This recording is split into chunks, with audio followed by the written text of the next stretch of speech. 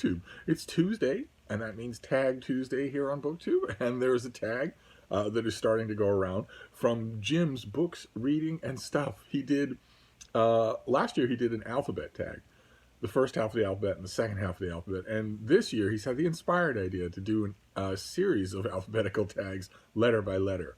So he did the A tag, and now we're up to the B tag. So much fun. And you know, it doesn't need to be. There's no rule that says this kind of organization would be fun unless Jim's questions weren't great, but they are. So we are now doing the B tag. And I'll leave a link to his video down below. He sort of kind of tagged me. In his video, he was mostly tagging booktubers whose channel names have the letter B in them. But I think I was tagged honorarily. So prompt number 1 is B is for Bildungsroman. And that is a sort of the classical young person's coming of age story. Do you have a favorite Bildungsroman or coming of age story? I have many. I like many of them, but the one that's on my mind now, you ask me in a week and it would be different, but my favorite one right now is The Yearling. I just read and reviewed a great biography of the author of The Yearling, and then, as with all cases of the Brattle providing, the Brattle Bookshop here in Boston provided me with a beautiful, battered, much-loved old Scribner Classic illustrated edition of The Yearling, which I reread and loved, absolutely loved, right up to its histrionic but extremely touching ending. So I'm going to say The Yearling for now, or Marjorie Kinnan Rawlings, but I want to point out that the Bildungsroman, as we understand it, is doomed. Absolutely doomed. The Bildungsroman, as we understand it, and there are so many examples in literature that have changed so many people's reading lives, that pattern, as we understand it, is the story of a young person coming through trials and learning and stumbling and the brutality of others and the hard lessons of life to become another person, to become the adult that they are going to be. And that is completely unthinkable in the 21st century fictional world. The world of 21st century contemporary fiction, YA or otherwise, not only cannot comprehend such a pattern, but would drag and cancel anyone who tried to write such a book. Because young people can't have trials anymore, and the idea, the central idea of the Bildungsroman is that the young protagonist will grow through adversity into being a better person, a different person, and that's actionable now in a court of law. Young people now believe that they are perfect, that they are the sum of all human history and knowledge, despite the fact that they know nothing at all about anything other than their own social media feed, nothing at all about the world in any way before they turned 17, even if they're only 18. So when you read YA novels now, the characters are perfect anyway. They're perfect to begin with. There would be no point. It would actually be an insult, probably an act of terrorism, probably violence, because another one of the insanities that they have caused normal, sane people to repeat is that words are the basis of a pyramid of violence. In other words, that words are acts of violence. They aren't, and you know that, but it doesn't matter. The point is, no, it's not going to occur.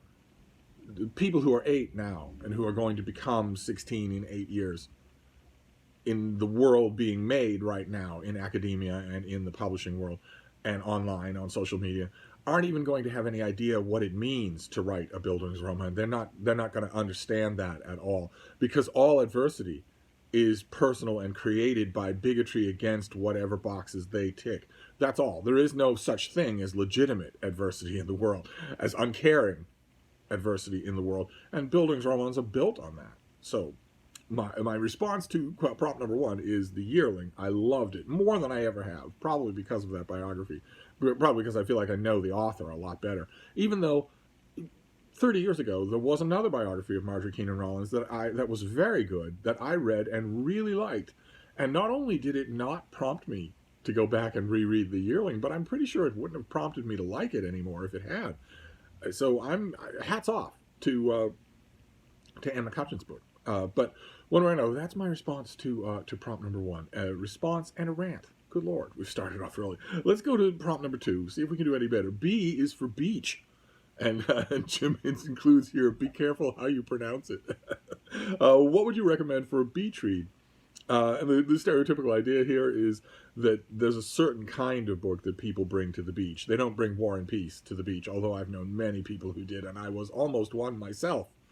Except that, despite the fact that I am in Boston, I am of 100% Irish descent on both sides, going all the way back to the Battle of the Boyne, going all the way back to Brian Boru, which means that if you put me in direct contact with the sun, I skip right through the tanning or the burning part and just break out in weeping purple boils.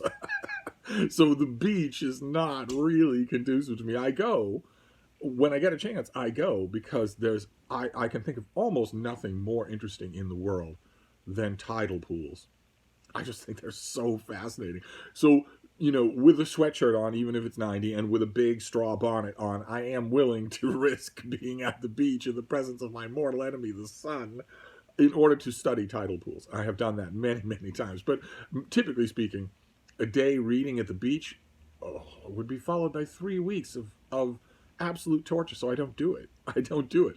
Much more for me, beach reading being a nice deep wooden porch on a beach, on a seaside cottage, where the sun never touches me, but where I have the air and the sound of the ocean and what you can watch the sandpipers running in and out with the tide. You can see the people enjoying the beach, but you're not out there baking in the sun yourself. And when it comes to beach reads, there is a whole cottage industry of authors who write books specifically to be used that way. It's a very niche thing, but they've made some very good careers out of it. And once you get into the particular vibe of a beach read, oh my, they are so enjoyable to read. And they can have their hard edges. And there's a group of female authors who really do this well. They really have it mastered. And all three of them, they come out with beach reads in time for summer in the Northern Hemisphere, and they all three have books. One of them is by Christy Woodson Harvey. I've only read one of her books, so I'm not all that familiar with her, but she has a new book called Under the Southern Sky that I haven't read yet. It's coming out in June, I think, and it's on my radar to read, even though it's a beach read and I won't be reading it at the beach. But then there's Golden Girl by Ellen Hildebrand. Ellen Hildebrand has done many, many, many beach reads, and Golden Girl I have read, and I did really like it. I might read it again this summer. If I get like a finished copy, I might do that. And then the third one is by the queen of the beach reads, Mary Kay Andrews. And she has a new book coming out called Hello Summer. And the American cover design is the quintessential beach read cover design. You always want sand. You always want surf. You always want a big canvas tote bag, preferably in primary red or blue stripes. You want a seashell, a big conch shell, maybe a crab, maybe a bit of seagrass. You want the iconography of the beach read as well as the story. And Hello Summer has that. I have it, but I haven't read it yet. It's a little bit more difficult psychologically to gear yourself up for beach reads when one of your 3 rules, the 3 axioms of my existence are, I'm always hungry, the music is always too loud, and I'm always cold. And I've come to terms with this. I've made my peace with this reality. But nevertheless, when you're always cold, it's difficult to get into the right mind frame for a beach read. But I wanted to recommend those 3. If I remember correctly, I'll write them down. Especially, no offense here to my boo, Ellen Hildebrand, but especially Mary Kay Andrews. If you like the kind of reading that beach reads tends to fall under, and you haven't encountered her, you're missing a giant of the subgenre. Then the third prompt is B is for Beagle. Not a prompt, just a chance for Jim to show off his Beagle, Abby, who is adorable. And of course, B is for Bean as well, right? Frida is just watching. She's watching the lilac tree. She's watching the street. We're going to go on a WALK in a little bit, and she'll be out in it screaming at dogs and whatnot. But the bean is a bee.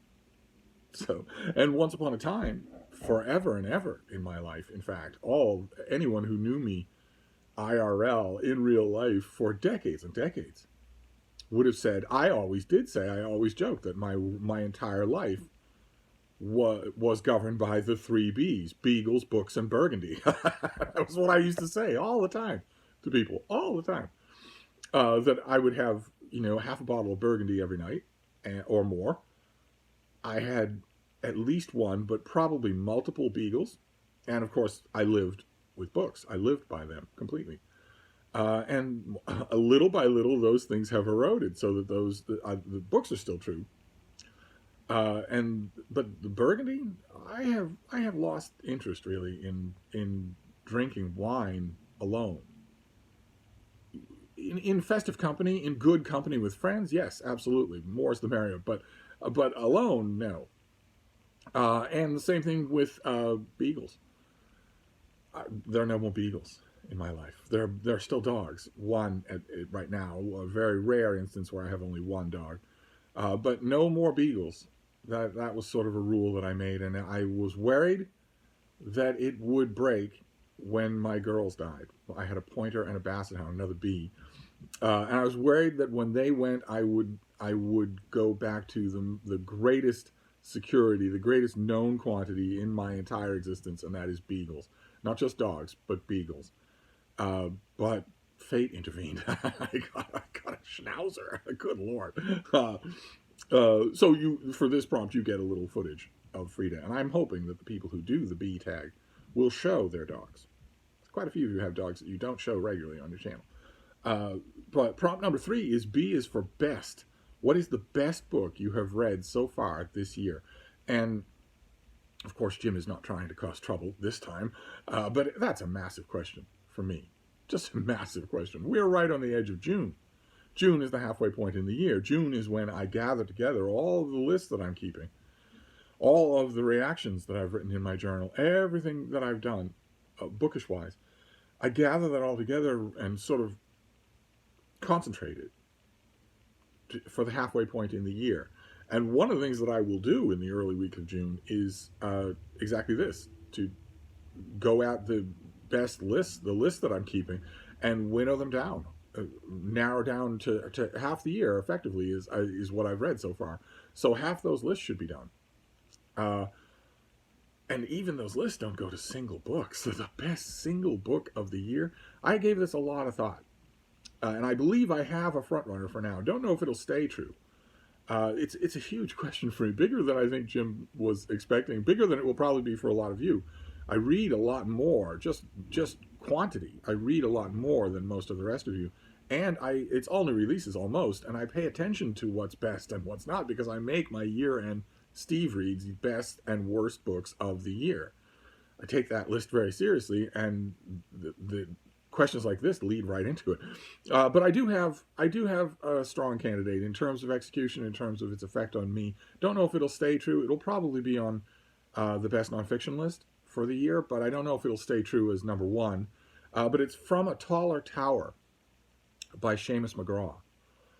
And it is a study of American mass murderers, American mass murder incident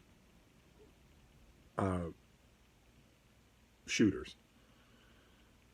It's the grimmest possible subject, but I thought it was spectacularly well done.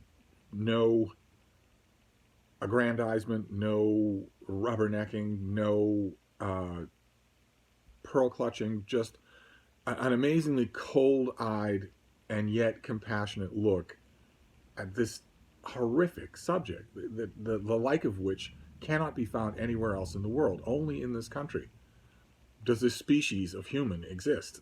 And I'm not sure that From a Tall Tower is out yet. I think it might be, but so far it is. If it is not the single best book that I've read so far this year, it is certainly in the running. Then number 4 is B is for Bookshop or Bookstore. Do you have a favorite bookstore? I do. Those of you who watch this channel regularly will know it's the Brattle Bookshop in downtown Boston on a tiny little side street in between 2 main streets that run along the whole length of Boston Common. It's a 3-story used bookstore. It is incredible. The old location of the store was right next door to where it is now, and it burned. It burned down. All the books were lost. I honestly I remember that moment, and I remember thinking, okay, well, effectively, my life is over. But they were able to reopen in very little time. They were loved by the community and loved by the bookish world of Greater East and Boston. So they were able to reopen next door and elsewhere fairly quickly. And that lot where the store used to be became the sale lot, where they sell thousands of sale books for $1, $3, and $5. And I've been a customer at the Brattle for a very, very long time. I remember the previous proprietor. I have watched the staff come and go in endless numbers and made some very good friends among the staff. And I go there as often as I can. It would be a lot easier if Frida liked going there with me. If she did, it would be a lot easier. And that's not a done deal. She could come to do that. Right now, she really doesn't like buses or subways, or cars for that matter. She really doesn't like it. She's very aware of the world, and she hates the feeling that motion is happening, much less a lot of motion, incredibly fast motion, when she's not moving herself. She hates that dichotomy, and she can't forget it. It's on her mind whenever we're on any kind of public transportation. She hates it, and I don't like to put her through anything that she hates, especially for a self-centered reason. And also, she likes to, when she's around other human beings, there's nothing that she likes more than greeting other human beings. She does it very insistently, very shrilly. She just runs up and insists that they pet her and fuss over her. And since she's so cute, most people are perfectly willing to do that. But if you're browsing for books at a place like the Brattle sale lot, you don't necessarily want a dog to run up to you and do that. And she will. She is no great respecter of persons. She will run right up and expect you to pet her and fuss over her. And when I think about that, that's the reason that I don't bring her to the Brattle every day. Otherwise, I would go every day. If she didn't mind going, then I would go every day and just take her with me. But that having been said, those two things are not necessarily permanent. As she gets older, it's entirely possible that she might not care so much about public transportation. And as she gets older, it's entirely possible that she might be a little more sedate in soliciting the affection of other humans. If those two things turn out to be true, they easily could be. Well, then I could take her elsewhere. I could take her on the subway. I could take her to the Brattle. But right now, it's the Brattle Bookshop. I was a loyal, loving customer 50 years ago. And I still am. I go all the time when I can. When I can fold it in with other errands, when I can justify it, so that it's not just me going on a lark that I'm not inviting my best friend to join me on, and my best friend doesn't get to do larks on her own. When it's that, and that happens often, then I go every time and love it. As you know, if you've watched this channel, or if you've seen my Instagram feed where I'm constantly showing pictures of the Brattle. Let's see here. 5 is B is for banned books. Is there any book you think should be banned? And here Jim recommends a video by Ash at Bookish Realm with a link, and I watched the video and really liked it. I second his recommendation, so I'll leave a link down below. But I think Jim must have already known ahead of time what the universal BookTube response is going to be here, which is that no, at least in our little corner of BookTube, no, you don't ban anything. If the book is odious, then, call it out as odious, or avoid it, or, avoid the author. Make the author pay a financial price for writing an odious book, but you don't ban it. You don't ban anything.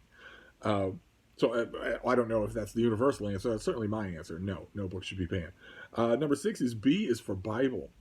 What is your favorite book of the Bible, and what trigger warnings do you think it should have? My favorite book of the Bible right now, again, this is another example where talk to me in a month, and it might be different, but my favorite book in the Bible right now, especially if we're talking about the Old Testament, is the book of Genesis, which I have been lovingly pondering over for the better part of a few months now, especially in time with the concentration on maybe Midrash, which is a BookTube event about religion that's coming to an end. And I don't agree with trigger warnings or content warnings of any kind. I have heard the arguments for them here on BookTube on many, many channels in many, many places, and all of those arguments are fraudulent. All of those arguments are flawed in some deep, deep way.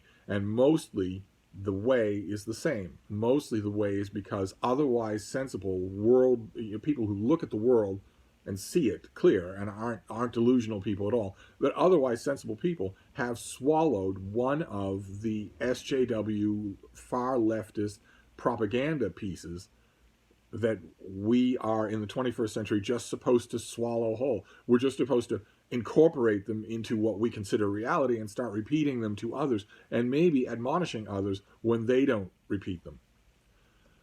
We've gone over a whole bunch of those on this channel, and one of those things is that words are a form of violence.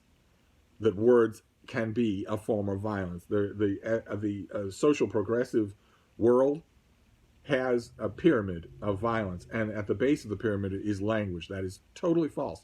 You know that. Your grandmothers knew that. Their grandmothers knew that. They repeated over and over again, sticks and stones may break my bones, but words can never hurt me. Words are not violence. And the minute you say they are, you make it not only justifiable, but obligatory to police them. Which is why the people who say they are violence call it that at all. They don't believe it. Of course they don't believe it. They know perfectly well that if you're standing across the street from me and I yell an insult at you, you're not hurt. It's not violence.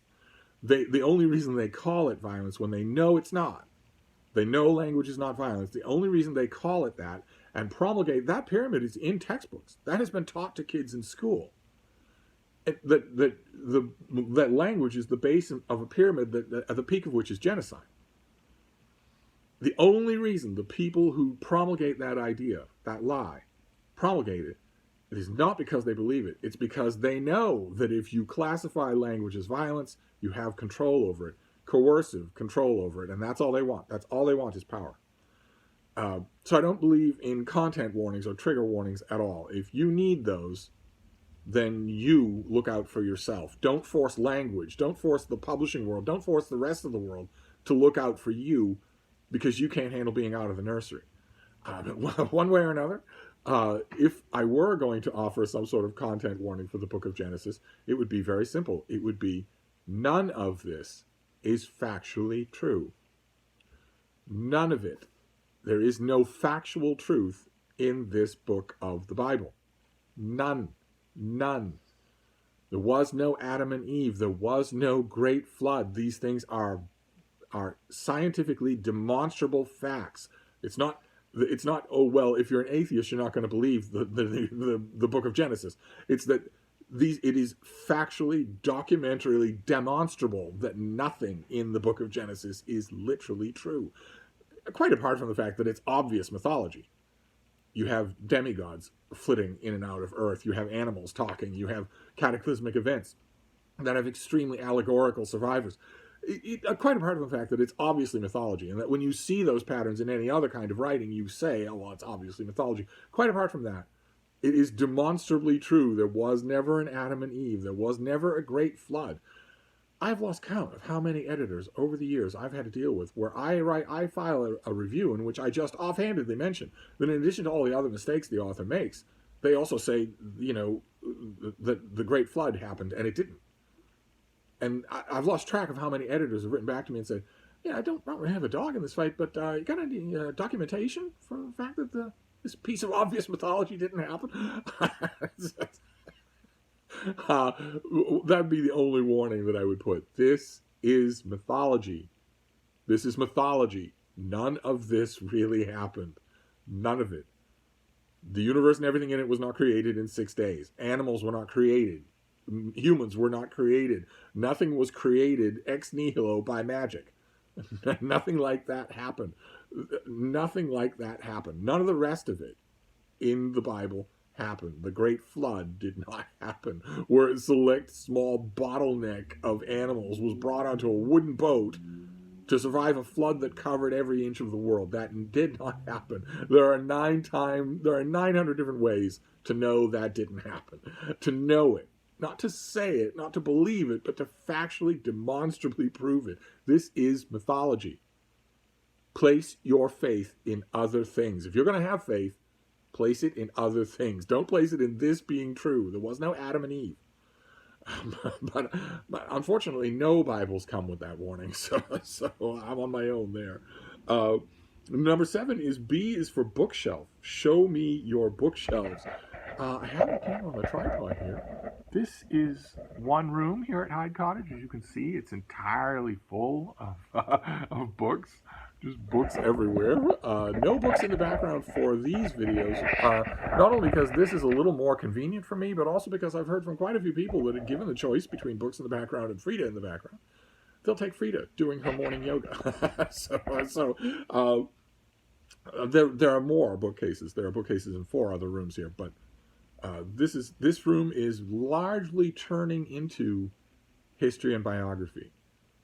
Largely doing that. There was a fair mixture, but the biography's taken over one whole wall here, and then one whole floor-to-ceiling bookcase there, and it's sort of edging out into. There's one other big bookcase that's history, and it's edging out into that, and it's wrapping around. The only exception, that tall bookcase right there, that is books about books. Books of essays and prefaces and whatnot. And as you can see, it's completely full. It's completely full. So I don't know what I'm going to do with that. There really isn't any bigger single bookcase space here. So I'm going to have to break it up somehow. Anyway, prompt number 8, the final prompt, is B is for Brazil. Paolo Coelho's The Alchemist has been translated into 70 languages. Have you read any Paolo Coelho, and if so, what did you think of his books? I have read everything by Paolo Coelho, and unlike Jim, who mentioned that some of his books he finds very effective and other books like The Valkyries just stink, I think they all stink. I think this is just a wretched, fly-blown, obviously fraudulent author who writes these skimpy 70-page quasi-mystical, gauzy-eyed pieces of crap that are really graspable. People who don't read a lot will read them and love them, and it'll be the only book on their little bookshelf that isn't self-help or whatever. I think they're awful, just awful. And this is not to reflect on the country of Brazil, where I've spent a great deal of time. Brazil is incredible, an absolutely incredible country. I have spent a great deal of time there, not all of it bat-related, although quite a bit of it was bat-related, because Brazil has the wild world of Brazil is amazing. The people are amazing. The food is amazing. The seacoasts are amazing. Just a wonderful, wonderful country. And if we're talking Brazilian literature, then I would give the palm not to Paulo Coelho, for God's sake. It's not even literature. It's just a Hallmark card with gas pumped into it. I would give it to an author I've praised on this channel many times before, Jorge Amado. I don't know how much of Amado is in print. I don't know how much of his great works are like reprinted in Penguin Classic or anything like that. It would be great if they were. He wrote probably 4 really seriously good books. All of his books are good. I shouldn't put it at that. But maybe 4 of them maybe stand out from the others, with 1 or 2 being even better than those 4. And I don't know for those major works whether or not they're in print or in what kind of edition in English. I have no idea. But once upon a time, you get almost everything by him in English. That about 40 years ago here in the United States. I forget who did it. I want to say Avon. I forget who the publisher was, but they brought out a lot of Jorge Amado. And I loved it. Absolutely loved it. And I still do. I'm waiting. I'm hoping that somewhere down the line, someone will commission a retranslation of everything and have it be a big deal, one of those big literary rediscoveries that is the talk of a whole season. That would be fantastic. I can think of a number of authors who deserve that. Amado is one of them. But I couldn't let the mention of literary Brazil go by with just Paulo Coelho, now could I? So I wanted to mention Jorge Amado and recommend him. And that's it. That is the B tag. All it's left to do is tag people, and I will append on the video a whole bunch of people that I'm tagging. But it was a lot of fun. I am very much looking forward to C. I am very much looking forward to C. And I'm putting a preemptive warning out to Jim. He's a great guy, a great booktuber. But I want him to know, 1 entry in the F tag should be reserved, or he and I are going to have a lot of explaining to do. One particular thing in the F tag had better be called for. Anyway. Anyway, I'm going to wrap this up, but I'll be back. Thank you, BookTube.